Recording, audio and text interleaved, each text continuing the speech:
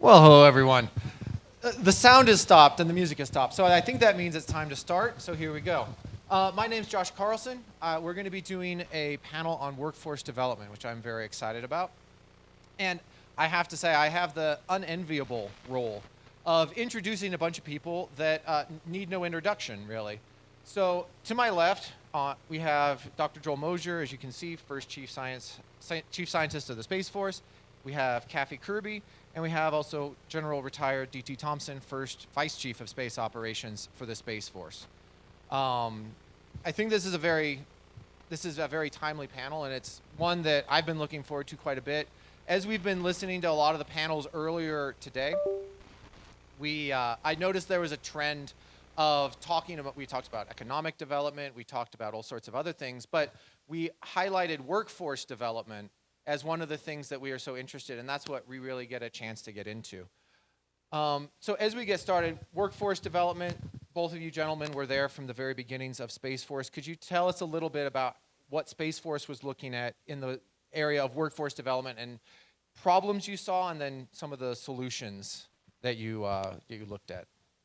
Yeah, well, the space domain has only recently been recognized as a warfighting domain. And if you think about what that means, that's everything about it. That's operating in space, that's the warfighters, the capabilities that it provides, the laws, the ethics, the policies, the diplomacy. There's just a ton of things that the space domain applies. And we need workforce that covers down on all of that. This is an area that's relatively new to us. We haven't operated in space in the way we're doing it now. So workforce is just fundamentally critical for the future of space. And the organization or the entity that develops their future workforce the best will basically come out ahead in space. So it's very important. When we started the Space Force, we had the opportunity to look at some of the things new and fresh. We built all of our processes on the foundation of primarily the U.S. Air Force. And the Air Force had what I would call workforce development programs for its military members and its civilians, but it was also almost development for the sake of development as opposed to development for the sake of improving the skills of the workforce, specifically in manners that were important to the United States Air Force. And what we decided to try and pursue as a Space Force was ensure that every member, whether they were military officer enlisted or civilian, had the opportunity for advanced educational study, whether it was technical study, whether it was bachelor's degree, master's degree, or beyond that, to have an opportunity to pursue those sorts of development opportunities, but it had to be in a way that mattered specifically to the Space Force. The Air Force got to the point as part of my career where, for example, for officers, they didn't really care what kind of an advanced degree you had to have an advanced degree. Well, there are a whole lot of advanced degrees that are of value to somebody like the Air Force, and there's plenty that are not. And so as we thought about workforce development, and because we were dealing with a relatively narrow set of skills, space operations, engineering and acquisition, cyber, and intelligence, we started down the path and tried to develop a roadmap that said everybody has the opportunity to develop. Everybody should develop in a manner that matters not only to them, but also to the Space Force. And I think you find the Space Force is still on that journey today. And so as you were building out the programs and looking to solve some of the problems that you saw, so could you talk about some of the things that started then, talking specifically maybe about like the University Partnership Program, the University Consortium, some of these other opportunities, as well as Guardian focused? Yeah, Joe, why don't you start with the University Consortium, then Yeah. I'll try and tie in UPP. Yeah, so one of America's great assets are our universities. It's a great source of critical thinking, technical expertise. We develop our future workforce, education. And, it would be crazy not to take maximum advantage of that. And so under the University Partnership Program that DT will talk about, we focused on workforce. Under the University Consortium, we focused on science and technology and the engineering and the capabilities that could come out of it. And not just specifically the technologies, but the related fields, the policies that would have to be put in place for a technology to be successful, or the ethics around it. All of those things exist in universities. So I felt very strongly that we needed to create when the Space Force was first stood up, that we needed to create a strong tie with universities, and that's where the University Consortium came from. And we created a program called Strategic Space Technology Institutes, and that was all about getting pockets of expertise from different places in academia and putting them together to think about our unique problems, not only today, but in the future and in midterm and the far term. And that's what Josh manages today. It's a great thing. So we have these pockets of University Consortium looking at things like power and propulsion, or advanced remote sensing, or cybersecurity, or dynamic space operations, very, very specific areas that we need a broad picture look. And we really hope that these university groups will actually lead the Space Force into the future. We're not just looking to them to fill some gaps. We're looking to them to think critically about where this technology could go, what's the art of the possible, what do we as a service need to know to be prepared for that kind of future. And so that's what the University Consortium is all about. And so on the University Partnership Program side, while Joel and his team was focusing on the University Consortium and the Technical Research Institutes, we were looking primarily at education of the workforce in a couple of senses. First was Reserve Officer Training Program, ROTC programs that were already in place around the U.S., and also taking advantage of or developing civilian education programs.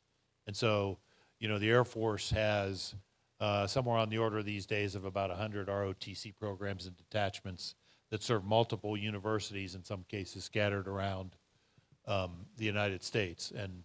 And we were forecasting about 120 new ROTC graduates entering the Space Force every year, and thought we would try and focus a little bit on just a handful of universities that were nationally renowned with respect to space or cyber or other things, and not necessarily be exclusive to them in terms of we only wanted Guardians going to those programs and coming out of those programs. But when we sent folks in to be part of the ROTC program as instructors, and also to get a little bit of mass behind them, is to put a weight of emphasis behind them in terms of ROTC programs that might have more Space Force instructors, might have more ROTC cadets who had the goal of joining the Space Force, might create a flight or a squadron or something specifically focused on space, so that we could, as such a small group, focus a little more. A step beyond that was then, with the University Consortium, was those going on to advanced study programs, trying to marry up research opportunities through the University Consortium and the Space Technology Institutes with Guardians who are pursuing advanced degrees, but pursuing advanced degrees and doing research directly connected to what the Space Force cared about, and therefore using the University Consortium and the Space Technology Institutes as the vehicle by which to let them pursue that advanced degree, but also do research in world-renowned research institutes that had that had direct benefit for the Space Force. And again, we're still trying. I think we're still trying to build that bridge and make it a stronger connection. Yeah, I think that's a great transition of, as Joel mentioned, I'm the program manager for the Space Force's University Consortium. We have 5 technical focus areas. 3 of them are active. We have teams of universities, about 33 universities, 15 small businesses, all working together to generate the next generation of Space Force technology. It's really an exciting program, and I'm quite humbled, quite honestly, to be able to lead it. It's very exciting. We haven't had a chance yet to hear from Kathy, and obviously we've been talking about the next generation of workforce development as well. And we'd be curious, obviously we're up here on stage with, you know, just us and a couple people watching us. Curious what sort of questions you would have on, or what sort of impressions you also have from Space Force, space employment, and how that looks to the next generation of the workforce. Yeah, so is that working? Okay, good. So a lot of my peers in the physics department specifically are very, very interested in organizations like NASA. Everybody you talk to, oh, I want to go work at NASA. Oh, I want to go work at NASA. Not all of us can go work at NASA.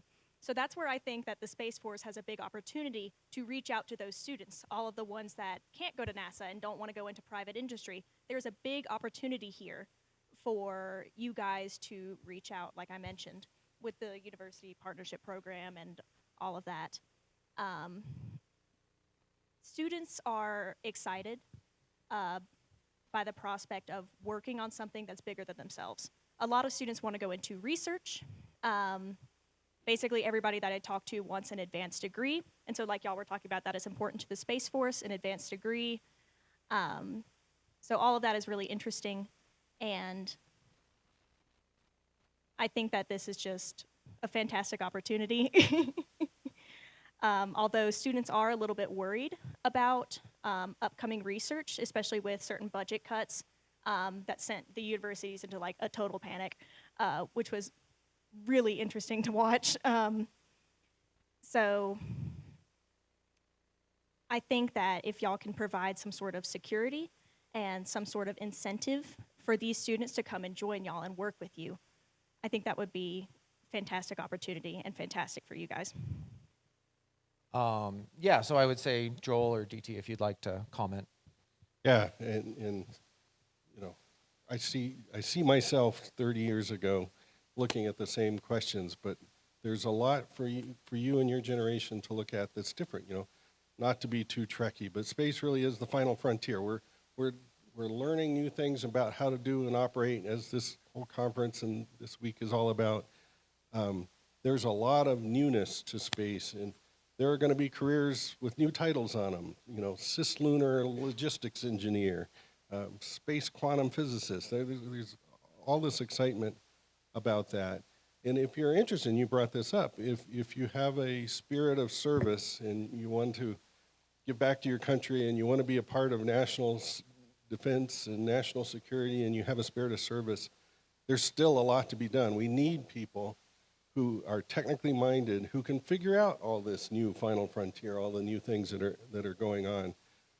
You know, I can only speak for myself. I started with the Department of Defense in the early to mid 80s, 1980s. We're in the middle of a Cold War. The internet, for all intents and purposes, didn't really exist. We didn't have smartphones, and things have changed greatly. And the DoD had to figure out how to evolve their operations alongside all this technology. So we need folks with the technical skills that understand the big picture so that you can define the art of the possible and lead us in that direction. Yeah, and I would add, any young person looking to enter a field who has a vision for doing it over the course of a career, 20, 30, 40 years, I'll tell you right now, unless you're very lucky and a very small percentage, you're going to see cycles in any career field over that length of time where things are up and down. Like Joel Mosier said, entering in the mid 80s, we were on an upswing. We were spending more money. There's a whole bunch of money they were looking to put anywhere, which we've kind of come through that phase right now. And within 5 years, it wasn't a question of, what are you going to do with all this money? It was a question of, we don't have as much money. What are we going to spend our time and energy on? So the first thing I advise those entering career fields are, if you're passionate about it, if you're excited about it, if you think that you want to pursue this over the long term, you just have to understand there are going to be times of dearth and times of wealth, and get ready for that. The second thing I'll say in this most recent conversation, especially as it relates to national security space, certainly commercial and civil space, similar but not exactly the same. We talk about cuts to research and things like that. Let's understand we're still talking about research budgets in the Department of Defense that are measured in the hundreds of millions of dollars. And as part of reconciliation for this past year, the Department of Defense added $150 billion to its top line. So I understand you're reading the press and concerned about what you may see out there. There's a lot of money. There's a lot of important work to do. And if you're thinking national security, things like Golden Dome for America, going back to Mars on the commercial side, the explosion of commercial space, I don't think we're going to run out of people interested in pursuing new and exciting capabilities or the money to do that research and turn them into capabilities in the near future. And I would say I work closely with AFRL to help execute the University Consortium. And so a bit of a pitch for both the Space Force, which is very proud of the fact that it's not yet missed a recruiting goal, and we certainly would hope to continue that since its inception. And then the Air Force Research Labs, which are the lab for both the Air Force and the Space Force. And I know that there's always interest in highly skilled individuals being able to assist with the wealth of research and the wealth of things that we need to be answering.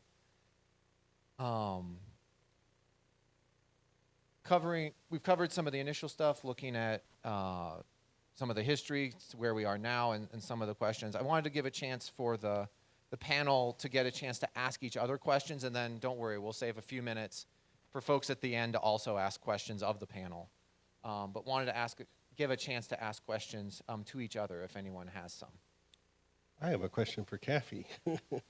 And just with your colleagues, your fellow students, I'm interested in, you mentioned everybody like to go to work for NASA. What's their impression of the Space Force?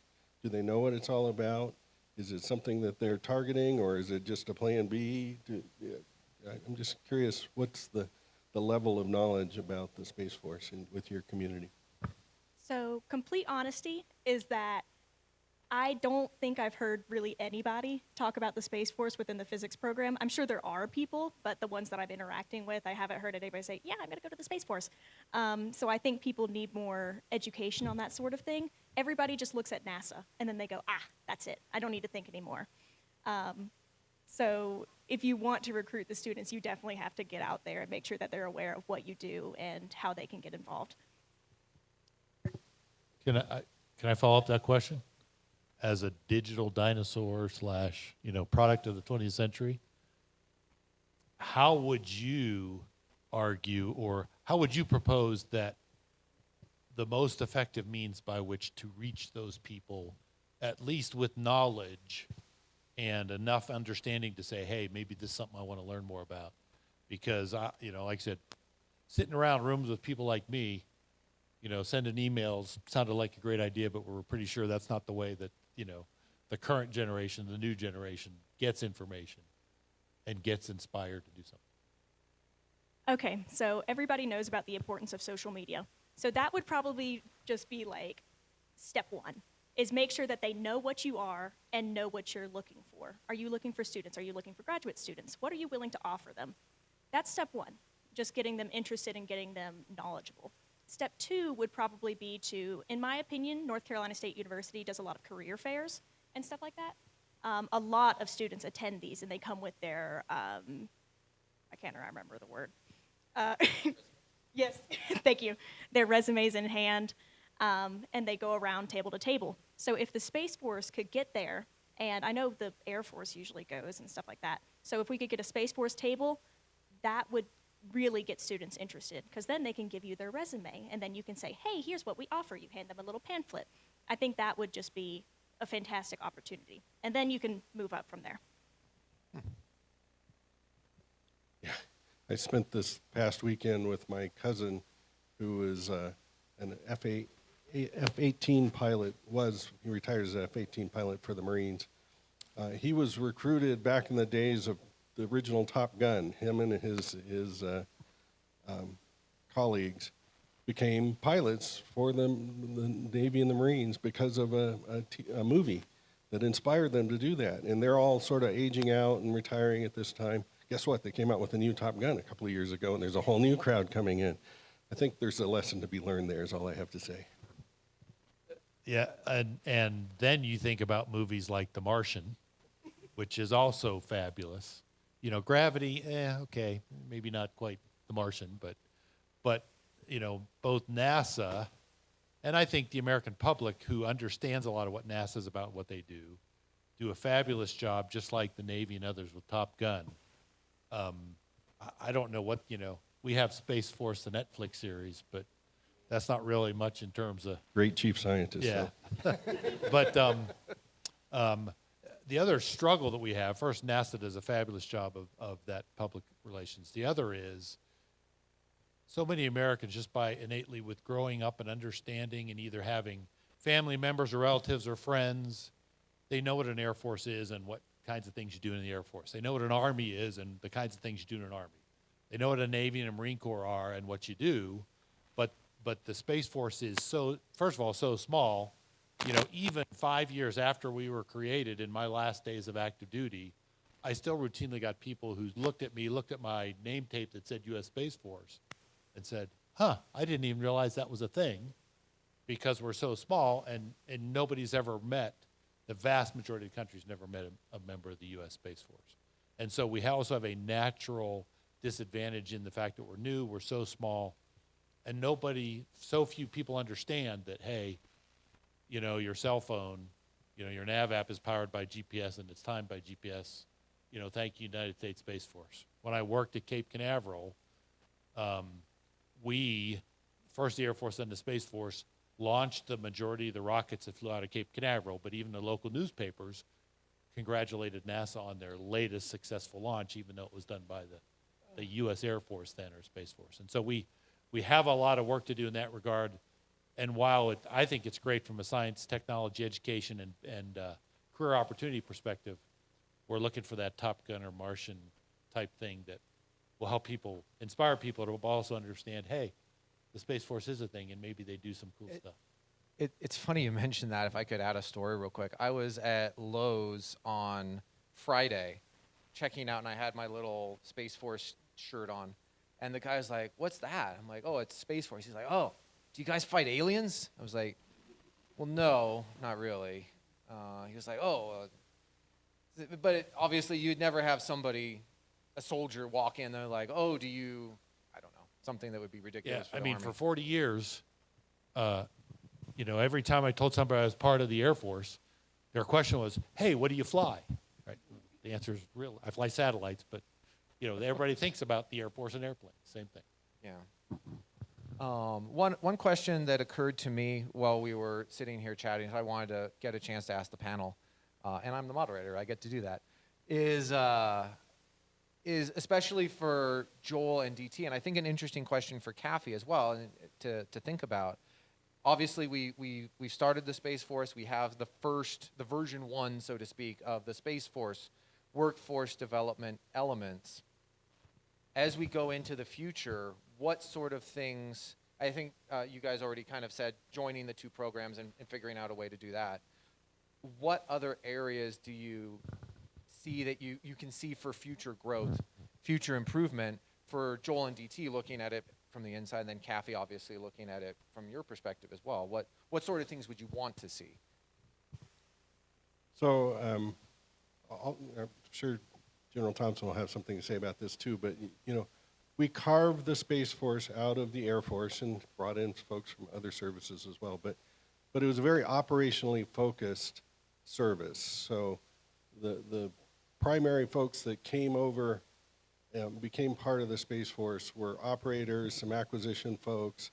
A lot of the career fields that are not directly related to flying in space, things like the lawyers or the contracts management, all these other things are still handled by the Department of the Air Force or the United States Air Force, which means that we have a very operationally focused force in the Space Force, but we don't necessarily own our own broad-thinking folks that are thinking about where's this going, where's the art of the possible, and what are the second-order effects of that and supporting all of that. So as the Space Force grows, as space grows, we're sort of at a tipping point of space being a critical element of the DoD and the national security. As that naturally grows, I think we're going to have to develop some of our own indigenous folks to cover down on some of those areas. So we need science and technology folks, but we also need STEM and STEAM people with the heart and the leadership to take us into an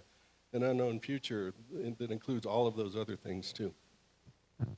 Yeah, and some people in this room may know, but I suspect maybe not.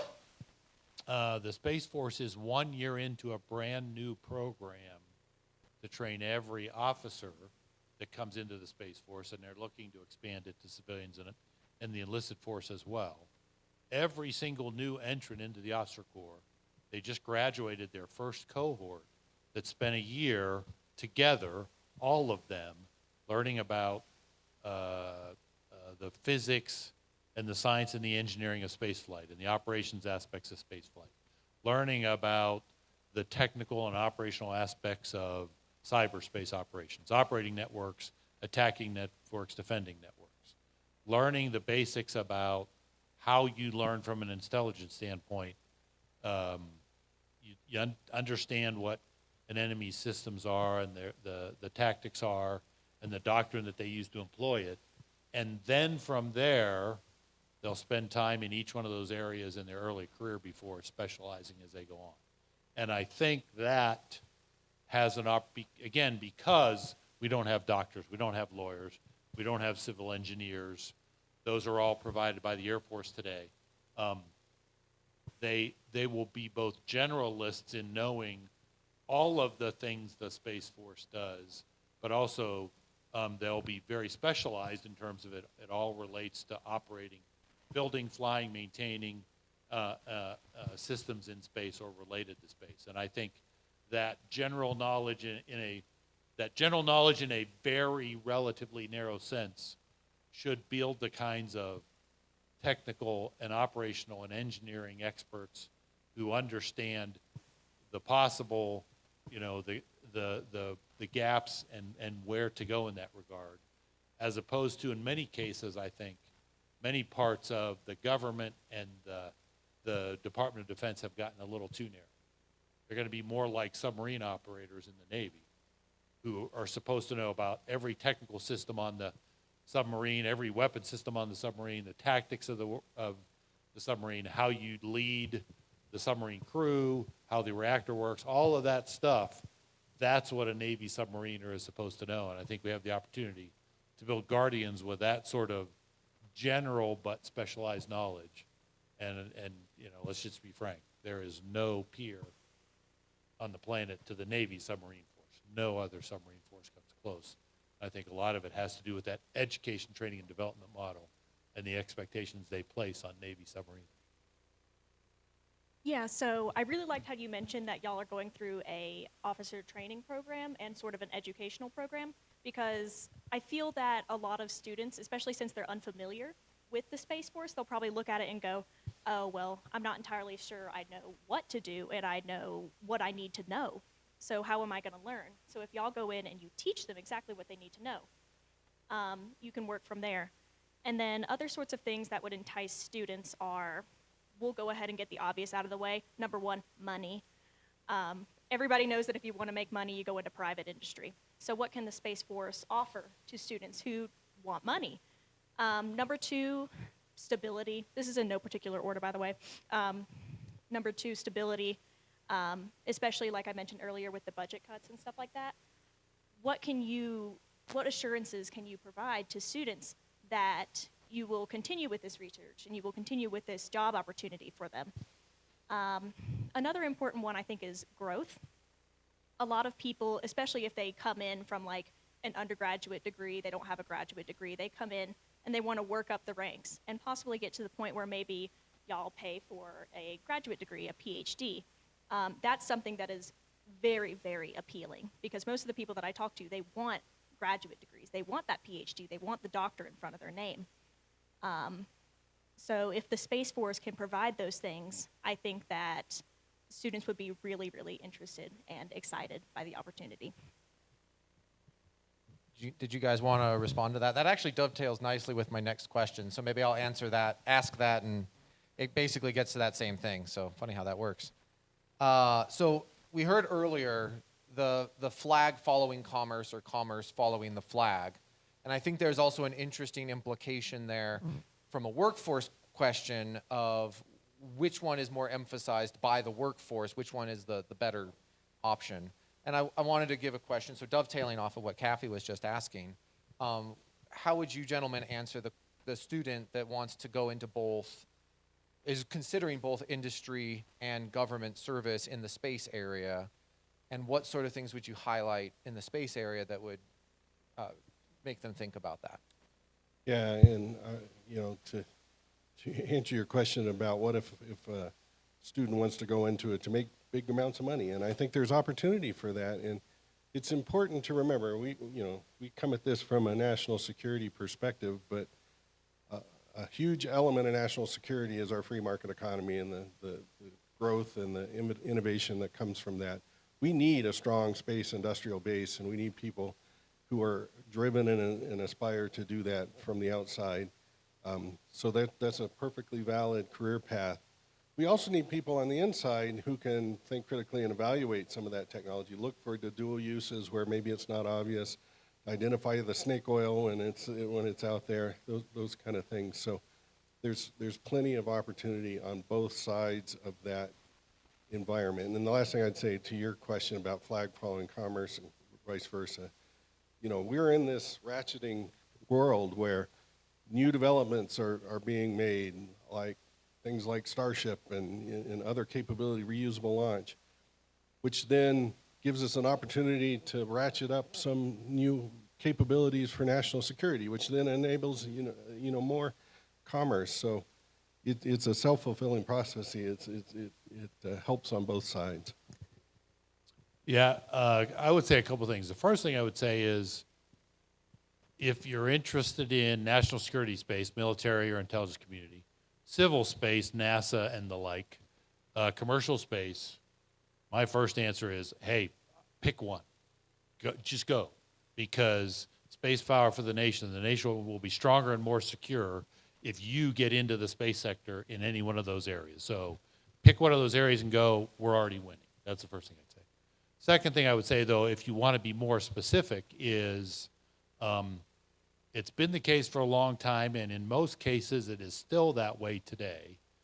You're going to get a whole lot more experience, authority, responsibility, and opportunity sooner in the Space Force than you are in most companies, right? Not 100% true, but that's been the case for decades. That is still the case today. And so that growth and that opportunity and the ability to go get an advanced degree on the government's dime, those opportunities exist much more so inside of the Space Force and government organizations than they do other places.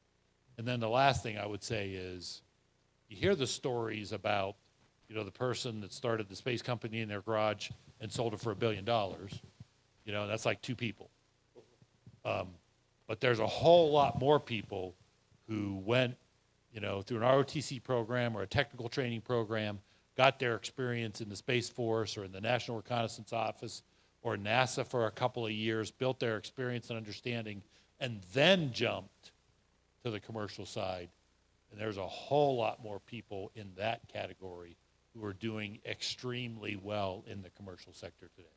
In fact, you see the commercial sector rife with those who have former either Space Force or other government spaces.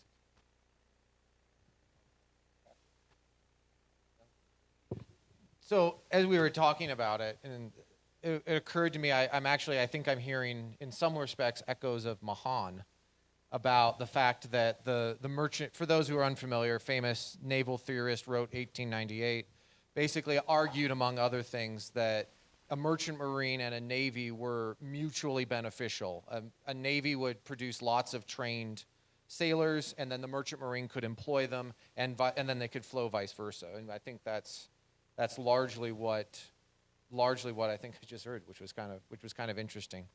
Do we have any last questions for the panel to each other? I'm going to put Joel on the spot. Outstanding. But he's been there before. So, and I don't know how much this has been discussed throughout the day, but technology, let's look at space technology. How about one or two things that, as you look into the future in space technology, one or two things that are undervalued and are going to pay huge dividends, and maybe one or two things that, yeah, maybe the salesmanship is more than the capability. Thank you. Great opportunity. So, I think there's a huge, and it was mentioned earlier today in a different panel, huge opportunity for biotechnology in space. I think we are just not even thinking of the possibilities of things that could be done in space from a biotechnology. Just manufacturing of pharmaceuticals and development of structures using biology and things like that is a huge untapped resource that I think is out there. I think manufacturing in general, once we figure out how to take advantage of the microgravity and the vacuum of space and maybe some in situ resources of space, manufacturing could really take off. In the overvalued category, I have to think of things like space tourism. Sure, sounds like fun. I'd love to go up for 30 seconds of free flight, but I'm not sure it's worth the price of admission to me. And I don't know until that becomes much more accessible that that's really a thing yet. But I could be wrong.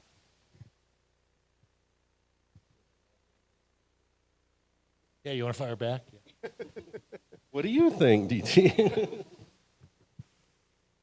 I absolutely agree on space tourism. It's kind of like, I kind of think, in the 1920s and 30s, everybody went out to the local airport, got on an airplane, went for a ride, and that was awesome.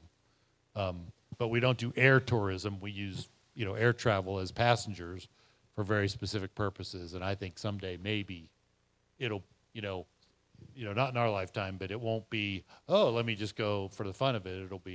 There will be reasons for humans to travel to space to do things, not just to travel in space. I don't think it'll be the Jetsons exactly, Yeah. but Yeah. I think it'd be interesting to hear my kids or grandkids say, "Ugh, I got to get up early. I got to get to a business meeting on the moon today." Yeah. And the other, so I go back and forth on it, but this idea of being able to refuel spacecraft on orbit, and I think there's a lot of engineering and conservative reasons why it doesn't seem like it makes sense. Those are increasingly being put to the wayside as manufacturing spacecraft and delivering them to the orbit gets cheaper. But the second thing is, I think there's a whole realm of possibilities and new ways about thinking about operating in space if you said, hey, guess what? I don't have to load my spacecraft full of fuel on the launch pad. Maybe I can not put any fuel on board, and or I know that, some period of time later I can get it refueled. And so I know I would say there's a lot of hype, but even the hype I think is focused too much on conventional thinking about how we would refuel based on today's operating concepts. I think there's a whole frontier of ways to do things differently in space if you could pull up to a gas station and tank up. Excellent. Appreciate it. Unfortunately, we reached the end of our panel time. We have 5 minutes left for questions. We'll be more than happy to field a few.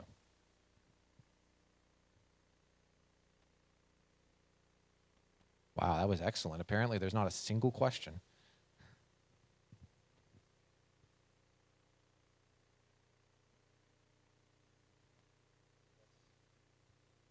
Oh, yes, Ann.